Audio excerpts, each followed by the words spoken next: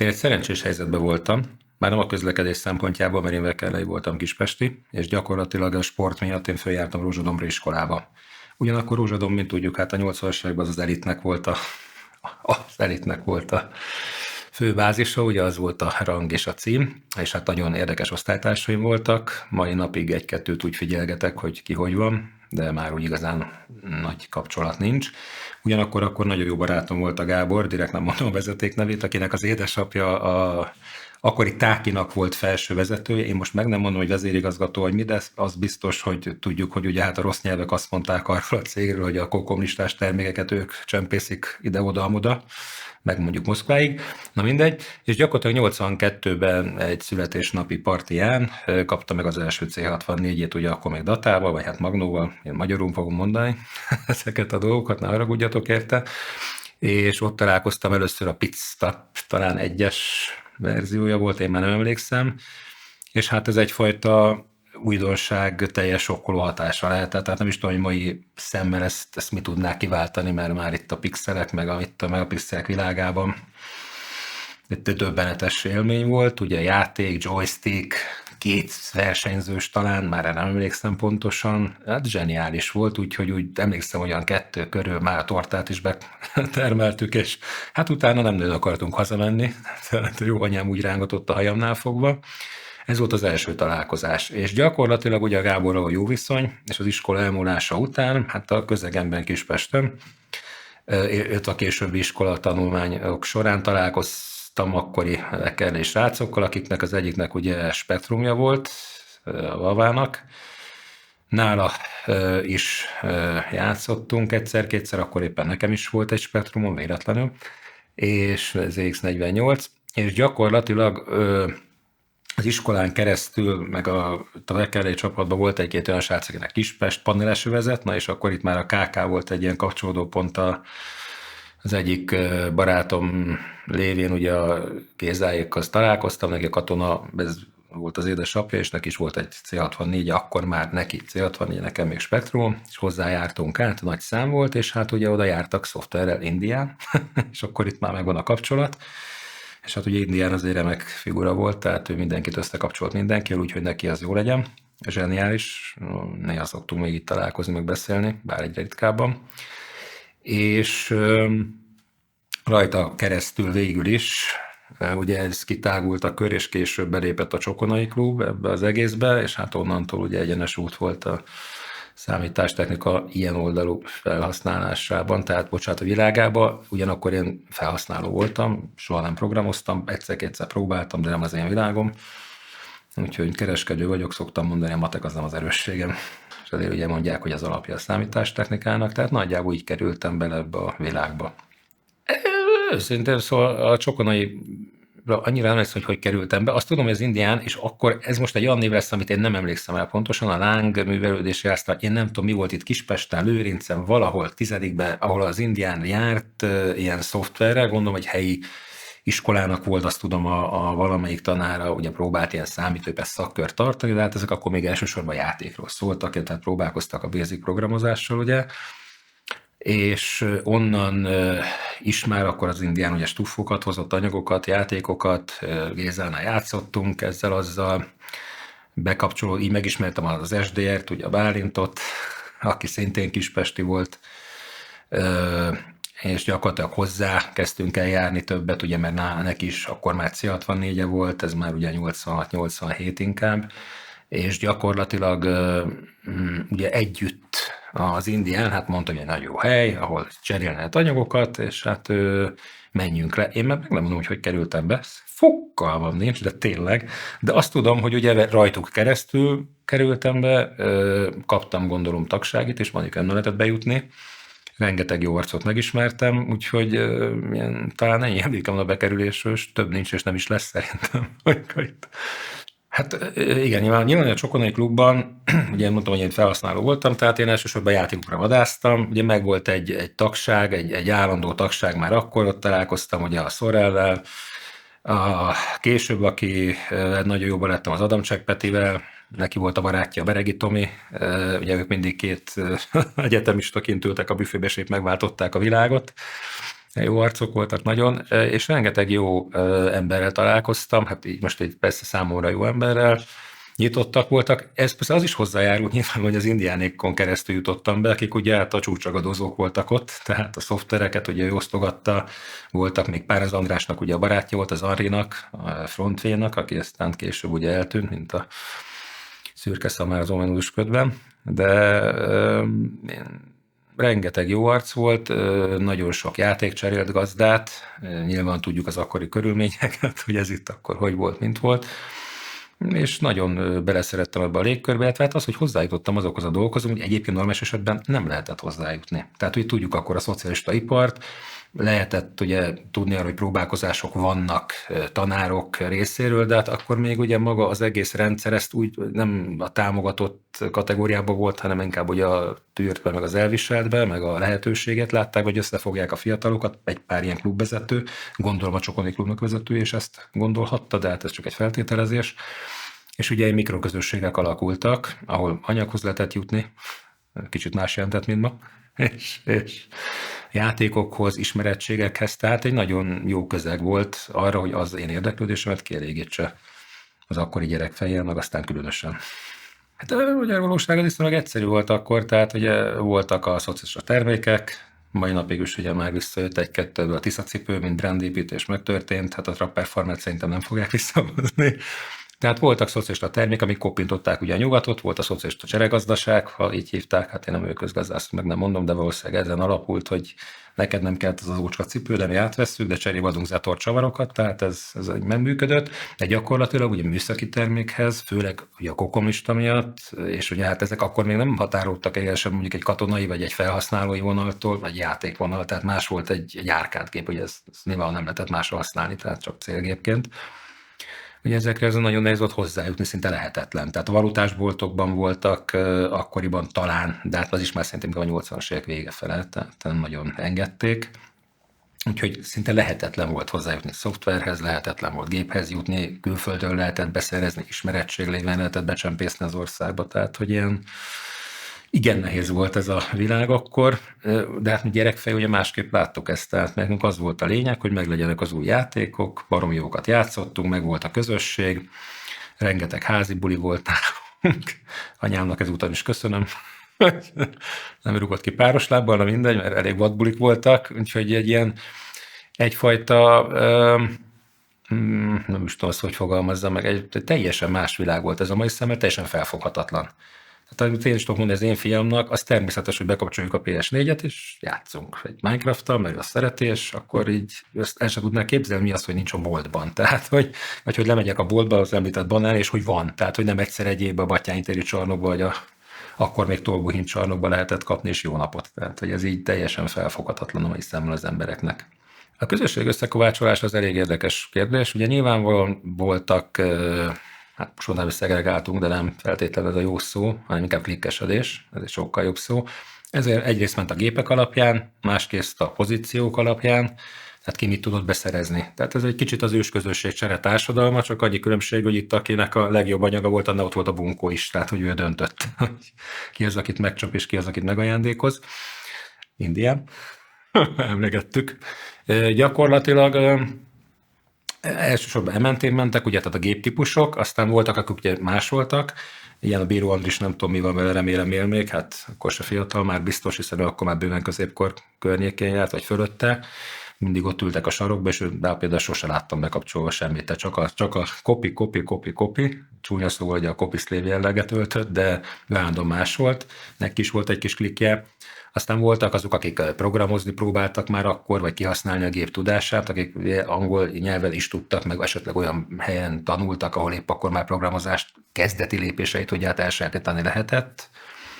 Nyilvánvalóan ez volt a másik része, demókat csináltak, border scroll, hát emlékszem, amikor a spektrumosok először valami border scroll-szerűséget állítottak el, ott visítottak a sarokba, tehát hogy talán az egrimék voltak, már nem tudom, nem emlékszem rájuk pontosan, nekem a Ricsi volt egy jó barátom, és Ez alapján ugye sokan voltak azok, akik beszerezték a szoftvereket, úgymond a csúcsragadozók, akik ugye tudták az egészet koordinálni, hogy mi jelen meg a piacon. Nagyon csúnya szó, de hát akkor ugye másképp fogtuk, mert gyerekek voltunk. Tehát, hogy fú, van egy anyagom, akkor elcsinálom, de akkor kérem ezt, akkor te adod az újságot. Tehát ez a klasszikus csere gazdaság, csak egy kicsit felülről irányítva. Egyrészt azt, amit tudtam, hát nyilván ugye nem hivatalos forrásból, hiszen hogy gépet nem lehetett kapni, és szoftvert sem lehetett kapni. Tehát ugye akkor ma már ugye a Novotrade, mint egykori magyar cég sem igazán hazai piacra termel, de talán az ő szoftverik azok, amik talán kaphatók voltak, én ezt meg nem mondom, már egy ilyen évtávlatából, akik ugye azért egy zseniás csapat voltak, a Mérő Laci bácsival, meg a többiekkel együtt, és gyakorlatilag postai úton, ugye például Sándor, ugye a klasszikus Jugoszlávia, akkor még létező Jugoszláviának, ugye az Ime Uvek Nove program, azt hiszem így volt valahogy a szlogenje, gyakorlatilag tőle levél útján, de voltak, akik ugye ki tudtak jutni, rokonság, stb. Ilyesmi onnan kintről kaptak, vagy akik beszéltek ugye megfelelően valamilyen nyelvet, viszonylag kevesen, ők ugye levelezésbe kezdtek kintiekkel, és be tudták szerezni. Aki meg volt olyan szerencsés, eljutott egy copypartira, de ez már inkább a 90-es évek, tehát most nem a Pitlet karácsonyra gondolok, hanem a külföldiekre, ugye kapcsolatokra révén, meg ilyen felvett levelezés egyébek lévén, szoftvercsere lévén, azok hozták ezeket be, én úgy tudom. Párszor jártunk ugye komputerkarácsonyon, nekem akkor is ugye az a szoftveres oldala volt az érdekes. Nagyjából az egy csokonai klub volt, sokkal nyitottabb, hiszen rengeteg ember volt, és az ország bármely tájáról jöttek föl, tehát akkor itt nem volt különbség nagyon az emberek között. Ez mondjuk egy nagyon nagy pozitívum volt egyébként, hogy ez a része a dolognak, hogy bárhonnan jöhetett, bármilyen társadalmi rétegből a közös érdeklődés összekovácsolt. Ugye ez azért talán ma már kevésbé mondható el. Akkor ez még így működött, pontosan a hiánygazdaságnak köszönhetően. Nagyjából egyébként ugyanazt mint a csokonaiba, tehát hogy csak sokkal több emberrel. Nagyjából én ezt láttam belőle akkor. Több fölhozatal volt nyilván a szoftverből, hiszen már az akkor egymást ismerő csapatok, akik már itthon ugye összedolgoztak, azok nyilván ugye akkor ott találkoztak, élőben is cserélgettek, stb. Tehát talán több anyaghoz lehetett hozzájutni, annak, akik is megfelelő embereket ismert. Egy ilyen mindig pénteken jártam a Csokonai klubba, én diákkal akkor mentünk, hát ugye ők is kispestiek voltak, tehát nagyjából egy helyről indultunk, illetve hát később ez a csapathoz csatlakozott a Miklósék, a Szorellék, aztán a Vilcó, mindegy, szóval voltunk itt jó pár akik így egybe formáltunk egy csapattá, és hál' Istennek sok emberrel közülük mai napig megvan a barátság. Ugyanakkor a szombati nap az mindig egy kicsit egy ilyen, vagy nem tudom, az úgy volt beállítva, mint hogy ott a lémerek meg a lúcerek jöttek be, tehát ez egy rossz szó rá, de nagyjából ez volt beállítva, hogy ott ugye nyitott volt, és ott mindenki bejöttett, pénteken viszont, ha jól aztán csak a belépővel rendelkezők jöhettek be, és egy kicsit olyan elitebb jelleget öltött a dolog, talán ezért, ha nem csalok meg emlékeim, de nagyjából ennyit tudok erről mondani. Egy egészséges rivalizás volt a spektrumosok meg a C64-esek tábora között, illetve hát ugye később már Amiga. Igazából nem volt, tehát ez mai fejjel nézve nem volt egy olyan hatalmas háború, nyilvánvalóan nagy, ugye a gépek adottságából, amit tudta a C64, ezt nem tudta az X48, vagy később ugye talán a 128 sem feltétlenül, és más jellegű játékok voltak, de rivalizálás igazából csak egymás piszkálása volt, tehát hogy ilyen nagy rivalizás nem volt, én azt gondolom. Mondom, akkor határozott emlékszem, hogy először Borderskról gyártottak, ha jól emlékszem, talán akkor ott fölsikított az egész spektrumos csapat, ami C64 meg természetes volt, tehát hogy addigra már ugye a demókban rendszeres volt, hogy nem futott a scroll.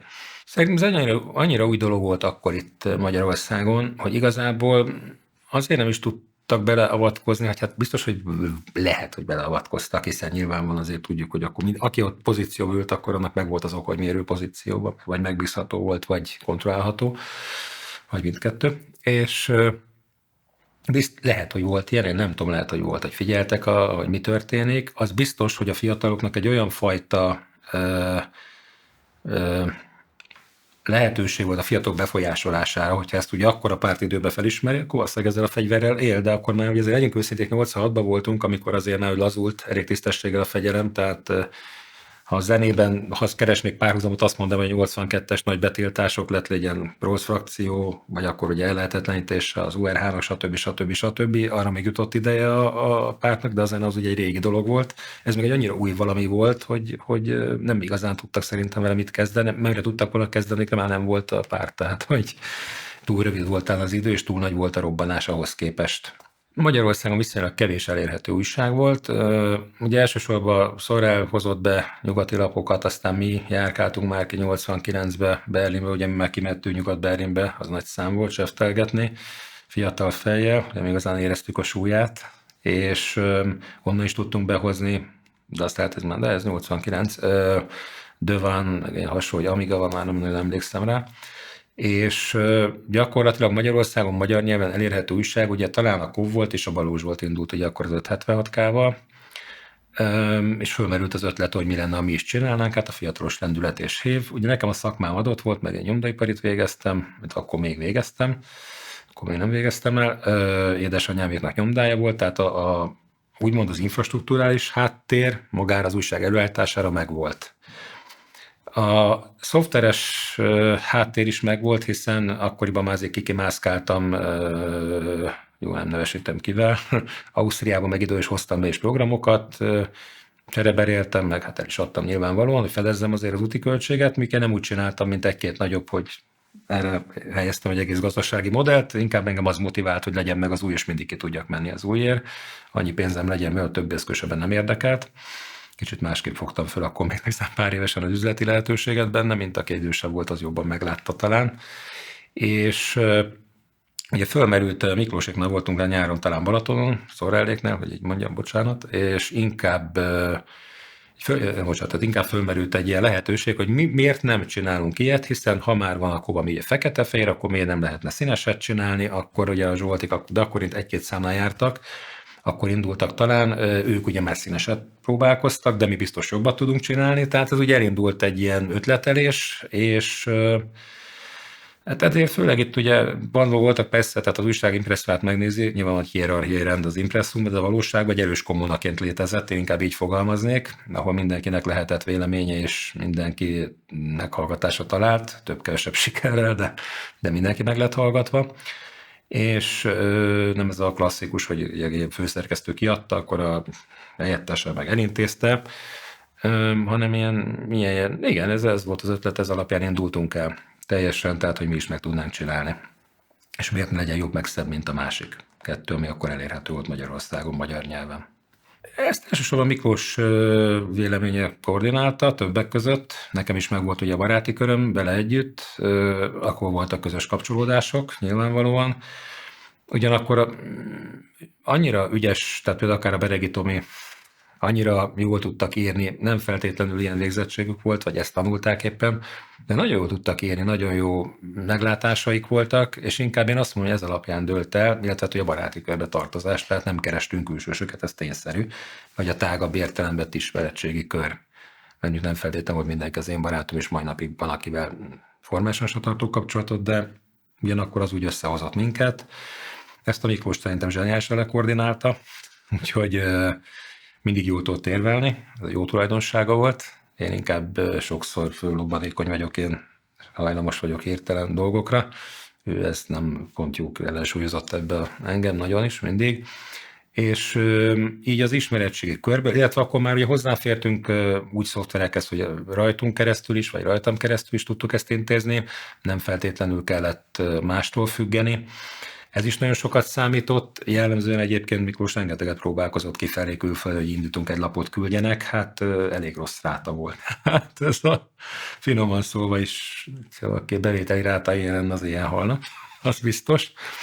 Na mindegy, szóval nagyjából ez volt így az elképzelés, az alapkoncepció, és összeállt egy gárda, talán még a Vava is, Beregi Tomi, Adamcsák Peti, aztán Zsan, Rob nem tudom, talán ő is, de Rob is írogatott ilyen technikai játékokra, tehát hogy természetesen a Miklós. Ez volt az alapgárda szerintem, ha jól emlékszem. Maga a létrehozás. Volt egy nagy kihívás. Nagyon egyszerű az oka, tehát az akkori, tehát visszatérhető megint a régen és most. Tehát ma én ki akarok kopni egy képet, Windows-on, legjobb esetben is egy képmetszőt elindítok, vagy legrosszabb esetben is megvan. Tehát, hogy ennyi, hát akkoriban azért nem egészen így működött. még a print screen funkció sem volt annyira ismert. Gyakorlatilag koordinálni és összehozni olyan anyagokat, amikről érdemes írni, mert azért akkoriban már a C64 és egy nagyobb volumenű játék volt elérhető, és hát lehet, hogy nagyon díszes volt a doboz, de a belbecs az csekély érték, hogy finoman fogalmazzak. Tehát ezeknek a kiválogatása, a hozzájutás volt egyik oldalról azért egy megoldandó feladat, a nyomdai oldalról nyilván a kihívását az adta, hogy ennek semmilyen előzetes technikája nem volt itthon, tehát hogy nagyon nehéz volt összerakni azt, hogy úgy készüljön el egy újság, olyan képek legyenek, amit mi szeretnénk. Sok álmatlan estét, meg éjszakát szült, meg vitát a fotóssal, aki egyébként egy fotóművész volt, Gottlegonnak hívják, nem tudom, hogy érem még szegény, pár éve még tudom, hogy jóba volt, vagy jól volt, bocsánat, és ez a része mindenképpen egy nagyon erős kihívás volt, hiszen nem nagyon volt ennek itthon kultúrája.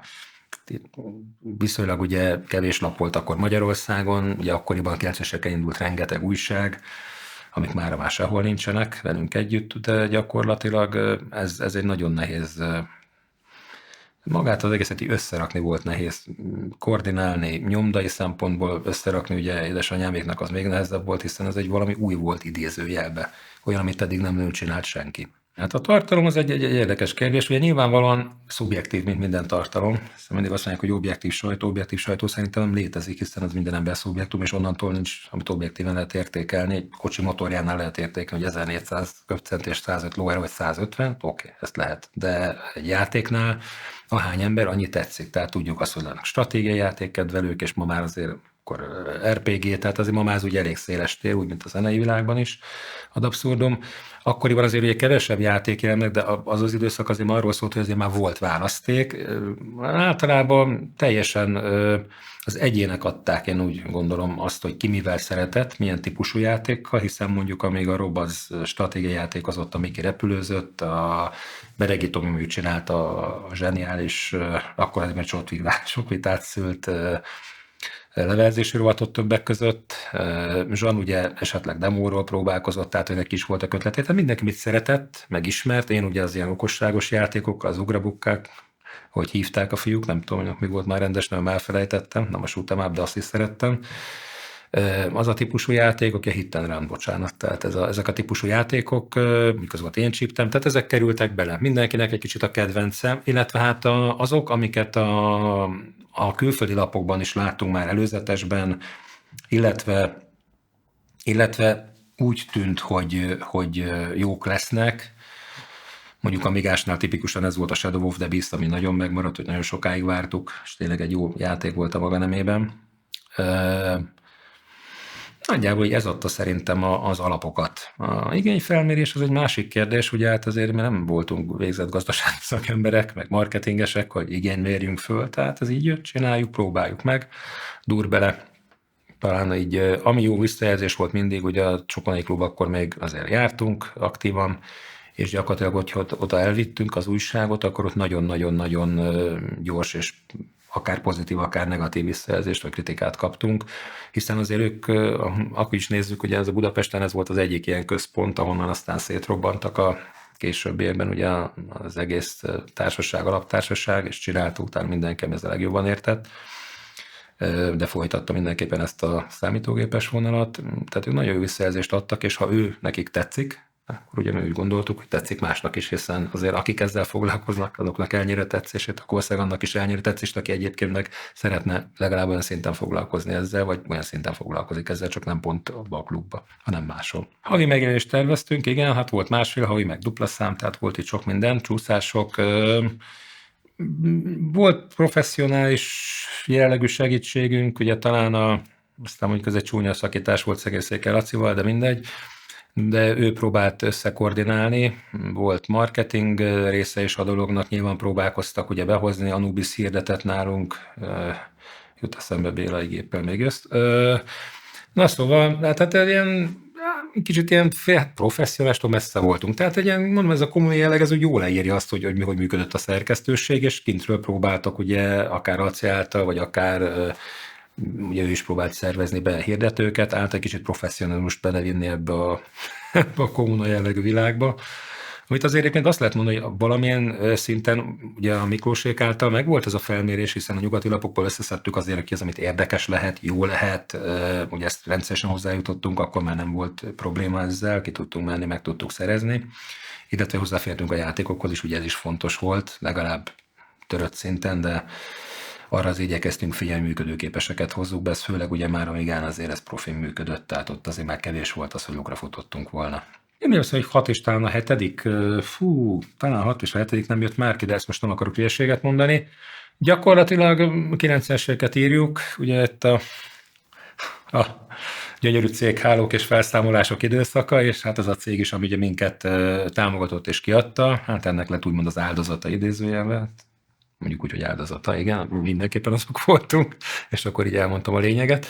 Gyakorlatilag ez jelentette a végét, és utána már talán nem volt annyi a csapatban sem, hogy ezt folytassuk. Tehát addigra majd mindenki kitombolta a kreativitását, jellemzően azért úgy nagyjából újságírás szintjén szerintem utána sokan nem is teljesen, tehát talán Beregi Tomi az egyedül, aki ugye maradt,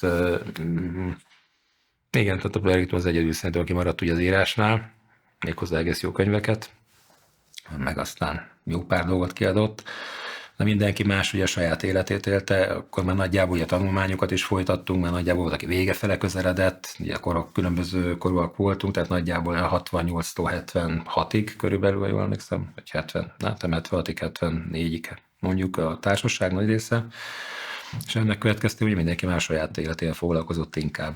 Teljesen legálisan Ausztriában vásároltuk a szoftvert egy számunkra ismeretlen arab fiatalembertől, de a telefonszámnak a címe meg volt persze. Cél elsősorban egyébként ez érdekes, hogy a cél, ugye ezt már említettem is az előbb talán, hogy az volt a célja főleg az én szememben, hogy egyrészt az újságnak ugye legyen szoftver, és ugye a Miklós nagy segítség volt, hogy kimentünk, beszéltek, elintéztük, hazahoztuk, tehát hogy lekoordinálta ezt a részét, utána, hogy mi legyen a stuffokkal. Az én részemről meg annyi, hogy fedezze legalább azt, ami bekerül, az, hogy bekerült az országba. Úgyhogy ilyen egy kicsit így kopítoztam is őket, árulgattuk, ugye sokan fölmerül, persze ma már ugye BSA, vagy mi a szoftverrendőrség, vagy én is tudom már, nyilván ma már ez megint fölfoghatatlan, mert teljesen más világ volt, akkor az nem volt törvénytelen. Itthon nem sértett semmilyen törvényt. Tehát nem volt olyan, ami azt mondaná, hogy ezt nem lehet csinálni. Az már más kérdés, amikor mondjuk így határozottan viszont, hogy a klubba is keresték orbaszájba a Last Ninja valamelyik változatát, mert ezt valaki Novotrade-ből lenyúlta. Egyébként jó volt vele játszani, de mindegy, ez is megtörtént. Tehát az egy másik dolog, ugye egy fejlesztést lenyúlni, meg megint más dolog az, hogy olyan szoftvereket, amiket valahol fejlesztettek, és itthon játszani vele. Hát emlékszem, mikor adtam az Amigámat 9-es években, 1400 lemezt adtam el vele. Az nem volt kevés. Igen, a játékozat egy érdekes dolog, mert ugye idézőjelben volt, aki non-profit alapon gondolkozott, idézőjelben, tehát azért non-profit alapon, mert ő inkább az egyéb előnyét élvezte ki, tipikus például az Indián. Aztán később a Martinnal közösen koordináltunk egy-két dolgot, hogy jól fogalmazzak. Mindegy, üdvözlöm őt is. És aztán volt, aki ezt gazdasági alapon csinálta. Nyilván ő már nálunk ugye idősebb volt, most direkt nem nevezem meg, de mindenki tudja, kiről van szó. Gyakorlatilag ugye ő az egyik legnagyobb volt, aki üzemeltetett ilyet. Nyilván neki is azért fedezte az újságának a dolgait, tehát ez evidens, hogy ezért valamiben azt vissza kellett termelni, tehát ugye akkoriban azért nem arról szólt az ország, hogy mindenki jó keres, mint hogy szerintem most erről szól, de most egy másik téma lenne. És a professzionális alapon, akik építették, ugye ők viszonylag kevesen voltak itt Budapesten, akik hirdették is. Talán még a Fácsiék próbálkoztak vele egy időben, ezt most a Karikás Gabival, vagy nem, azt nem tudom megmondani. Aztán voltak nyilván, akik lent vidéken próbálkoztak vele, de ugye nekünk arra kevesebb rálátásunk volt, vagy rálátásom volt, hiszen nem annyira voltam ezzel elfoglalva, mert ugye itt voltam. Nagyjából szerintem, hogy ennyi non-profit elve, ez igazából ugye nem létezett, hiszen mindenki, amit szeretett volna az árát megkeresni, beimportált valamit, és ez megint csak el kell választani szerintem élesen azt, hogy ki az, aki kifizetem a játékokat, aki ugye hát olyanokat, mint én, az olyan usereket tűzbe hozott, meg volt egy másik teljesen része ennek a dolognak, a demóírók. Tehát akik a demókat csinálták, különböző nyugat-európai csapatokkal jóba voltak, cserélgettek, küldtek, demo, mit tudom én, mi volt, intrók, tehát írása, tehát hogy ez az egy teljesen másik jellegű, ugye az inkább a fejlesztési rész, hogy ezt is meg tudtuk csinálni, az meg full non-profit elfen működött értelemszerűen. Mi itt ezzel kevesen foglalkoztak a játékbehozatallal, így evidens volt, hogy nagyon hülye szóval ők voltak a csatornának a kiépítésnek az elindítói, hiszen tőlük származott a játék. Most, hogy ez non-profit elven, vagy pénzért, teljesen mindegy. Hiszen ugye pont visszatérnek egy előző gondot, hogy a hiánygazdaságból adódóan nem lehetett beszerezni ezeket, tehát ilyen játékokat bárhol, bárkitől, bármikor, főleg nem az országban. Tehát voltak ezek a önmagukat hirdető másoló, hát nevezük cégeknek, ugye, akiket be lehetett szerezni, akik meg ugye ismerettség révén jutottak a játékokhoz, hát ők meg a csatornának az építői voltak, hiszen ezek rengeteg kopit éltek meg, voltak visszacsatolások jó pár évvel később, hogy hát igen, a te intród, meg jaj, te vagy az, tehát, hogy így érdekes volt ezt így idővel megtapasztalni, hogy öregedett az ember, vagy korosabb lett, inkább a szebb szó. Nagyon érdekes volt megtapasztalni, bizony olyan helyekre jutott a játék, hogy álmomban nem gondoltam, hogy Szombathelyen egy általán behozott játék mit keresett, amikor a határ mellettük volt, de hát nekik ugyanazok voltak a lehetőségei, mint nekünk nagyjából, csak hát talán mi jobban sáfárkodtunk vele. Persze, aki először villantott, hogy Indián mondaná, akkor aki először villantott, az nyilvánvalóan az volt az Atya Úristen azzal az adott programmal, de ez 2 hét alatt elmúlt, hiszen jött egy másik. Eleinte ugye kevés, tehát ezt a mai szemmel megint csak azt szoktam mondani, fiatalok ezt nem fogják megérteni, hogy vársz egy játékra 1 évet, másfél, mert így csúszik a fejlesztő valamivel, meg akkor már jön Amiga, és akkor az Amigára is fejlesztik, és akkor megcsúsztatják mondjuk 64-en, mert akkor vagy ki se adják, mert az Amiga jobb. Tehát ez már ilyen felfoghatatlan dolog, amikor mondjuk van 600 féle stratégiajáték telefonra. Tehát egy teljesen felfoghatatlan, de akkor ez így működött. És nyilván az ilyen nagy szoftvereknek, a nagyon várt programoknak persze, hát aki hozta, az Atya Úristen volt, tök megy, hogy pénzért vagy non-profit elven, de hát az Úristen, hát ez az ember, ez az Atya Úristen, meghozta ezt a remek játékot, de aztán persze 2-3 hónapból jött megint egy olyan, amit megint vártunk, és akkor már új volt az Atya Úristen, tehát nem olyan, mint a keresztény más, hogy egybe hisz az ember, mindig másba hittünk, csak legyen meg a játék. Nyilvánvalóan voltak azok, akik végfelhasználóként voltak jelen, és akkor ugye nem jutottak hozzá anyagokhoz, és hát függöttek azoktól, akik ezeket behozták, és épp a csatorna elején ők voltak, hiszen azért ők megkapták ezeket a játékot, és akkor gyorsan másolták 1000 felé, tehát ugye említettem például, ugye a András is egy ilyen nagy kopis volt, de ő nem volt lémer. Indiának volt elég kedvenc szava, tehát én rengeteget hallottam, és rengeteget röhögtem rajta, kiosztogatta 2 perc alatt mindenkinek. Úgyhogy igazán azt nem tudnám, ezt így most már bekategorizálni, ki volt, mert bárkire ráragasztottuk csak poénból is.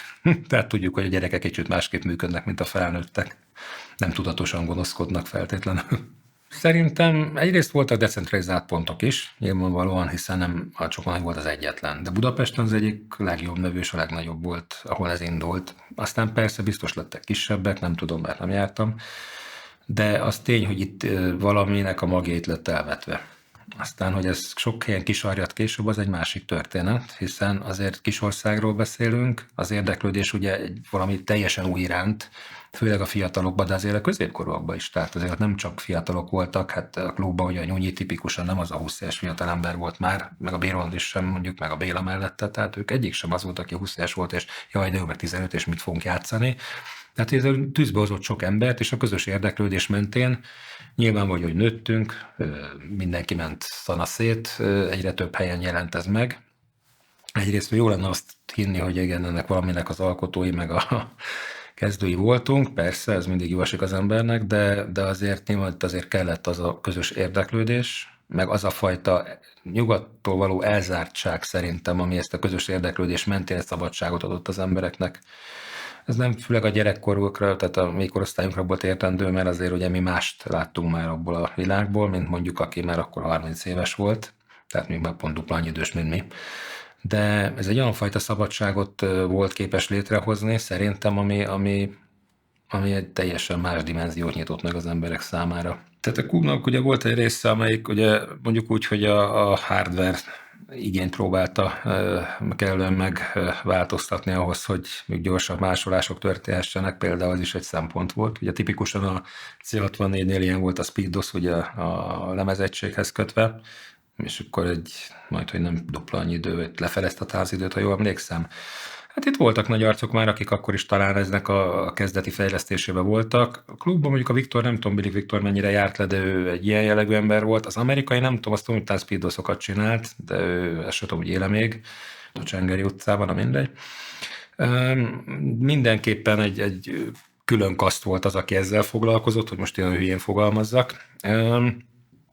De az tényleg, hogy elengedhetetlen, vagy legalábbis nagyon szükséges volt az, hogy ezek meglegyenek, hiszen azért nem megy az ember egy fél órát máshol egy lemez, vagy 15 perc. És ugye ott azért nem egy ember volt a végén már, akik vártak arra, hogy megkapják az új játékot, hanem ott azért legalább egy 200-300 emberről beszélünk egy laza estén, ha nem többről. Talán, de ezt talán majd a Tolnai úr jobban meg tudja mondani a végén. Nem, tehát, hogy megvoltak ezek a kasztok, és mindenkinek megvolt a szerepe ebbe a kis kirakósba. Nyilvánvalóan, aki hardware-rel járult hozzá, az általában szoftvert kért cserébe, tehát mindennek megvolt egy ilyen idézővetett cserekereskedelmi alapja is. Nem csak feltétlenül a pénz, mint a mai csúnya piszkos anyagiakkal terhelt világunkban. Igen, tehát sokan gondolják azt, hogy az anyagi haszonszerzés motivált sok ember, de akkoriban ez egy teljesen más jellegű közösség volt. Tehát persze jól esett, hogy valamit kerestek rajta, de én azt gondolom, hogy igazából valahogy a hardveres résznek a tudása azért az egy kellő tudás volt, hiszen vagy egy nagyon jó tudás, és egy ritka, aki ezt hozzá tudott és hozzá mert nyúlni, úgyhogy nem verszét egy gépet, mert azért akkor ne felejtsük, hogy egy gépnek nem volt éppen 1-200 forint az ára, tehát egy elég komoly értéket képviselt még az akkori fizetéseket is figyelembe véve. Nyilván persze ők elkérték ennek az árát, logikus, valamivel tudtak, amit más nem. Ugyanakkor nem használták ezt a tudást, én azt gondolom, hogy rosszra. Tehát, hogy ők nem csináltak olyan dolgokat a fejükben elő tudással, ami mondjuk már akkor is törvénytelen lett volna, mert ott azért, hogy hallottunk ilyeneket, lett legyen, hogy telefonkártyák másolása, egyebek, ugye később a 90-esek közepétől azért ez eléggé napirenden volt ez a téma. Ezek az emberek megmaradtak ennél a szintnél, hasznosat is csináltak számunkra, meg hát maguknak számára is, de gyakorlatilag a közösséget ezt nem kihasználva tették, inkább így fogalmaznék, nem üzleti haszonszerzés volt Isten igazából a célja, még amit kerestek, legyen az jó is jött. Közösségre még annyiben nagyon jó volt például, hogy érdekességnek mondhatom, hogy ugye túlnyúlt egy picit a Csokonai falain, nyilván hiszen rengeteg gyerekkori barátom van azóta is, akik megmaradtak, ugye lehet legyen még a Mikiék, Miklósék, van akivel Robiék, valaki továbbra is ugye megmaradt a jó viszony is, sokat tudunk egymás volt, az egy kis kör volt. Ugye egyrészt összetartott az, hogy mi egy környező részen laktunk Budapesten, ez volt az egyik, mondjuk a roppant nem, de mindegy. Másrészt, hogy a Csokonain túli szórakozások, tehát mondjuk egy érdekes, sosem nem fogom elfelejteni, mikor a Martinnal elmentünk, meg ugye talán Miki volt ott, talán a Rob, meg a Zsan, erre már nem pontosan emlékszem, szovjet kultúra háza, csak így mondom a nevet, volt egy ilyen árkád kiállítás, és ingyen lehetett játszani, mi megszálltuk azt a részt, és ki nem lehetett onnan minket mozdítani, Martinnal talán az autóra nyomtuk végig, vagy én már nem tudom mit, de zseniális. Tehát, hogy ezért így nem csak az a része volt a dolognak, hanem volt azon túl is egy része, hogy összehozta az embert ebben a közös érdeklődésben. Teljesen más világ volt ez. Tehát ugye volt a normál, ugye gyerekeknél napi rutin iskolába, vagy fiataloknál iskolába járás, stb. Az akkori kor lehetőségeivel. Ugye ez meg egy olyan szintű ablakot nyitott egy más világra, de egy teljesen más világra, egy teljesen kiszakadni ebből a úgymond szürke hétköznapokból. Hát olyan katalózis élményt adott, amit szerintem mai világban már csak egy drogos tud elmondani, csak ők meg általában ezt nem tudják elmondani, mert ott tartanak, akkor viszonylag hamar elpatkolnak szegények, de gyakorlatilag teljesen kivont az adott világból, és egy más világ jelent meg az ember előtt, és ugye pont ezért is hangzott el szerintem az előbb is az én szám, hogy ez úgy olvasztó tégely, mert igazán itt nem számít, hogy te honnan jöttél, ki vagy, azt számított, hogy mit tudsz, mit csinálsz, mit van. Egy teljesen más világ volt. Hát, csak mondok, ilyen házi bulikat nálam volt, hogy a indiánékkal tudom, akkor nyári gyakorlatom volt, és hát egy 2 éjszakát nem aludtam végig, hogy úgy mentem be minden nap gyakorlatra, azt majd harmadiknél megkérdezte a mester, hogy pénteken, hogy te figyelj, te pihentél, ez 2 napban hazaküldött, emlékszem, meg arra is emlékszem, hogy szombaton jöttek haza jó anyámék, és én úgy délután, és én lefeküdtem péntek délután, hazaértem, még azt tudom, hogy szó volt, hogy még akkor is átjönnek este a srácok, de azt már akkor nem erőltettük, mert szerintem mindenki bealudt, és itt szombat 1 órakor keltem, és péntek délután 2-kor, tehát hogy így teljesen más világ volt az, és ilyen nagy bulik voltak, ott is persze játszottunk, meg ökörködtünk, hát ez egy kicsit más jellegű volt, de ott is ugye a számítógép volt az alap. Baromi érzés hogy azt hihetjük, hogy valamit elindítottunk Magyarországon, de ez egy elég öncélú dolog volt.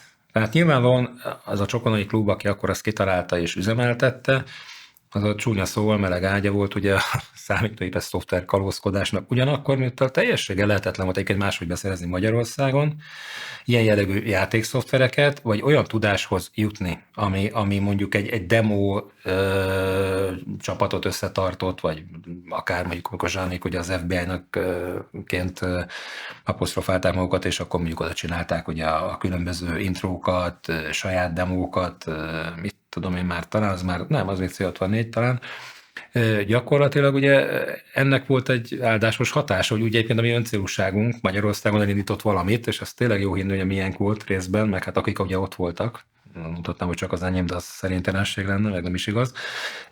De gyakorlatilag tényleg valami elindult, aminek következtében nagyon sokan jutottak olyan lehetőséghez, ami egyébként nem lett volna adott. Tehát én azt gondolom, hogy ezt sikerült hozzáadni ennek a fajta csapatnak ott a Csokonai Klubban, mert ez biztos, hogy enélkül, vagy egy hasonló nélkül, inkább így mondanám, nem nagyon hiszem, hogy lett volna ilyen robbanásszerű, tényleg pár éven belül rengeteg gép került az országba, van úton, módon, szoftver elterjedt, tehát nem lett volna ilyen népszerű terjedés a számítástechnikának, én azt gondolom, ilyen gyorsan. Igen, ez egy sokszor felmerül a kérdés egyébként, hogy mennyire volt ez egy meghatározó időszak a mi életünk szempontjából. Ezt én azt gondolom, hogy az én életem szempontjából is, meg a mai napig azok a barátaim, akik abból az időszakból megvannak, és hál' Istennek számítunk egymásnak. Egy nagyon jó lehetőség volt arra, hogy egy más társasággal kerüljünk össze. Tehát nem ez a klasszikus 80-as galéribe betöltött fiataljai adott környéken, hanem tényleg egy olyan kapu nyílt ki, és olyan ismerettségek jöhettek létre, ami aztán az egész életünket meghatározta. Hála a jó Istennek teszem hozzá, ebben nagyon szerencsésnek érzem magam. És utána képzelni, hogy mai fejjel mondjuk tehát van-e ilyen lehetőség még, hiszen már annyira nyitott világban élünk, hogy ez mai szemmel ez teljesen felfoghatatlan, hogy mi működött akkor. Mindenképpen nagyon pozitív volt az én életemre nézve. Voltak barátaim, akik sokszor részhez térítettek, meg még most is megteszik, szükség is van rájuk, és ezt többek között ennek a korszaknak köszönhetem. Nekem nagyon sokat adott, és úgy gondolom, hogy akik akkor benne voltak, valamilyen szinten mindenkinek adott nagyon sok pozitívumot, hiszen egész kitörés volt az akkori világból. Mondjuk ez főleg az akkori 30-asokra vonatkozik, ugye nem kevésbé talán ránk, mert nekünk más volt ugye gyerekszemmel ez a világ. És adott egyfajta lehetőséget, ugye a Novotrade-en keresztül ugye a magyar iparnak, vagy nem tudom minek nevezzem, ugye egy lehetőséget arra, hogy a magyar fejlesztők létezhessenek. És milyen sokrétűek például ők voltak, ugye a tagok, meg akik ott dolgoztak, gyakorlatilag ez egy mai, tehát teljesen elképzelhetetlen dolog volt, hogy ugye, hogy szokták mondani, azért csináltak meg valamit, nem is azért vittünk véghez valamit, mert nem tudtuk, hogy nem lehet. Ha tudtuk, hogy nem lehet, akkor nem csináljuk, de miután nem tudtuk, hogy nem lehet, ezért megcsináltuk. Én aztán így foglalnám össze dióhéjba.